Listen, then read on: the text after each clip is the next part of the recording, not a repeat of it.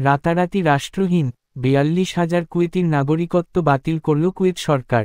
গত ডিসেম্বরে নাগরিকত্ব বাতিলের নতুন সংশোধনীতে বলা হয়েছে, নৈতিক দুর্নীতি বা অসততা অথবা রাষ্ট্রের নিরাপত্তার জন্য হুমকি স্বরূপ কার্যকলাপের ভিত্তিতে নাগরিকত্ব বাতিল করা যাবে। ৮৪ বছর বয়সী আমির মিলাস আল আহমাদ আল জাবের আল সাবহ কুয়েতের নতুন শাসক। তবে তিনি দেশের দায়িত্ব নেওয়ার পর থেকেই বেশ কর্তৃত্ববাদী পথে এগোচ্ছেন। গণতন্ত্রকে রাষ্ট্র ধ্বংসের হাতিয়ার হিসেবে ব্যবহারের সুযোগ দেওয়া হবে না বলে জানিয়ে আমির গত বছরের ১০ই মে সংসদ স্থগিত করেন এবং সংবিধান সংশোধনের ঘোষণা দেন।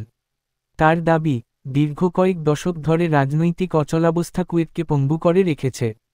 এই উদ্যোগের সমালোচনা করায় কয়েকজনকে গ্রেপ্তার করা হয়েছে, পাশাপাশি সংসদের সদস্যদের বিরুদ্ধে মামলা দায়ের করা হয়েছে। অ্যামনেস্টি ইন্টারন্যাশনাল এই দমনপীড়নের নিন্দা জানিয়েছে। গত সেপ্টেম্বর থেকে কুয়েতে প্রায় ৪২,০০০ মানুষের নাগরিকত্ব বাতিল করা হয়েছে, যা দেশটির জন্য একটি নীতিগতভাবে বড় পরিবর্তন। এর আগে কুয়েতসহ অন্যান্য উপসাগরীয় রাজতন্ত্রগুলোর মতোই কুয়েতে নাগরিকত্ব বাতিলের ঘটনা ছিল বিরল এবং সাধারণত আদালতের রায়ের ভিত্তিতে সীমিত। কিছু ক্ষেত্রে, যেমন রাজনৈতিক বিরোধীদের বিরুদ্ধে বা কিউবার গুয়ান্তানামোতে মার্কিন ঘাঁটিতে আটক সন্ত্রাসবাদের অভিযোগে অভিযুক্ত ব্যক্তিদের ক্ষেত্রে এটি প্রয়োগ করা হতো। তবে গত ডিসেম্বরে একটি আইন সংশোধনের মাধ্যমে নাগরিকত্ব বাতিলের এখতিয়ার আরও প্রসারিত করা হয়েছে। নতুন সংশোধনীতে বলা হয়েছে, নৈতিক দুর্নীতি বা অসততা অথবা রাষ্ট্রের নিরাপত্তার জন্য হুমকি স্বরূপ কার্যকলাপের, যার মধ্যে আমির বা ধর্মীয় ব্যক্তিত্বদের সমালোচনাও অন্তর্ভুক্ত, ভিত্তিতে নাগরিকত্ব বাতিল করা যাবে।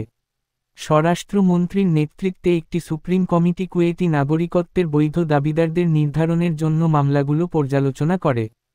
ফাইন্যান্সিয়াল টাইমসের প্রতিবেদনে বলা হয়েছে, প্রতি সপ্তাহে নাগরিকত্ব হারানো ব্যক্তিদের নাম প্রকাশ করা হয়, আর উদ্বিগ্ন কুয়েতিরা সেই তালিকা খুঁটিয়ে দেখে নিজের বা পরিবারের কারো নাম রয়েছে কিনা।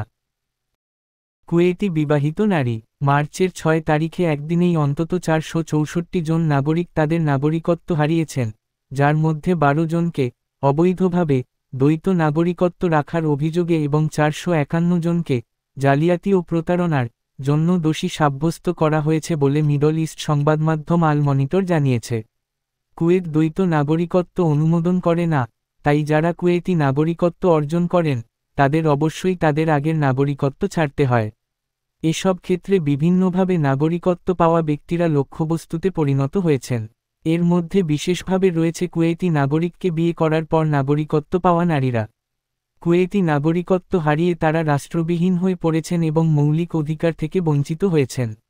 যেমন তারা আর রাষ্ট্রীয় স্বাস্থ্যসেবার সুবিধা পাবেন না এবং তাদের সন্তানের রাষ্ট্রীয় স্কুলে ভর্তি পুনরায় নবায়ন সম্ভব নয়।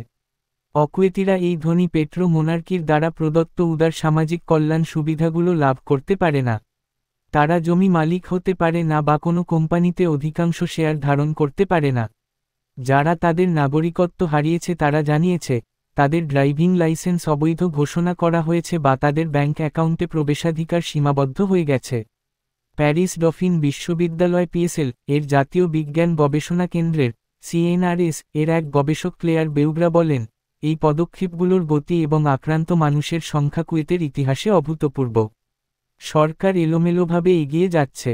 এমন অবস্থায় সরকারের অবস্থান শিথিল করতে গত ডিসেম্বরে সরকার বিবাহিত কুয়েতি নাগরিকদের নাগরিকত্ব পুনর্বহাল করার প্রতিশ্রুতি দেয়। রাতারাতি নাগরিকত্বহীন। নাগরিকত্বের নতুন নিয়ম সমাজের সব স্তরের মানুষের ওপর প্রভাব ফেলছে। ফিনান্সিয়াল টাইমসের একটি প্রতিবেদনে ফয়সাল নামের এক ব্যক্তির বর্ণনা দেওয়া হয়েছে। তিনি একজন কুয়েতি ব্যবসায়ী। তার পাসপোর্ট বিমানবন্দর থেকে বাজেয়াপ্ত করা হয়েছে। তিনি বলেন, কোনো কারণ উল্লেখ না করে এটি করা হয়েছে। তবে তার বাবা কুয়েতি বংশোদ্ভূত নন, তাই তিনি তার নাগরিকত্ব হারিয়েছেন। ফয়সাল বলেন, এ কারণে আমি রাতারাতি নাগরিকত্বহীন হয়ে পড়েছি। আজ আমি শুধু এটা ভাবছি যে আমি দুবাই চলে যাব এবং সেখানে বসবাস করব। রাজনৈতিক বিরোধী দলের সদস্যরা তাদের কুয়েতি নাগরিকত্ব হারানোদের মধ্যে রয়েছেন। গবেষক বেউগ্রা এই বিষয়ে বলেন, কুয়েতে গুজব রয়েছে যে ভুয়া নাগরিকত্ব প্রক্রিয়ার বিরুদ্ধে প্রশাসনিক পদক্ষেপের আড়ালে এমন কিছু জনগণের নাগরিকত্ব বাতিল করা হয়েছে, যাদেরকে কর্তৃপক্ষ অবিশ্বস্ত মনে করে এবং তাদের বেশিরভাগই বিরোধী দলের সদস্য। ডিন্যাচারালাইজেশনগুলো কুয়েতের আরেকটি নাগরিকত্বহীন জনগণের শ্রেণীকে নির্দেশ করে। তাদের মধ্যে একটি গোষ্ঠী হল বেদুইন। তারা বেশিরভাগই যাযাবর গোত্রের বংশধর। কুয়েতি ভাষায় বেদুইন অর্থ নাগরিকত্বহীন। এ বেদুইনরা কখনো প্রমাণ করতে পারেনি যে তারা কুয়েতি নাগরিক এবং কয়েক প্রজন্ম ধরে তারা নাগরিকত্বহীন অবস্থায় রয়েছে। তাদের নাগরিকত্বের জন্য আবেদন একটি নির্দিষ্ট প্রতিষ্ঠান দ্বারা প্রক্রিয়া করা হয়। এর মাধ্যমে তাদের না নাগরিক ও না বিদেশি বাসিন্দা হিসেবে বিবেচনা করা হয়, যার কারণে তারা সামাজিক, রাজনৈতিক এবং অর্থনৈতিক অধিকার থেকে বঞ্চিত। কুয়েতে প্রায় 1 লাখ বেদুইন থাকতে পারে।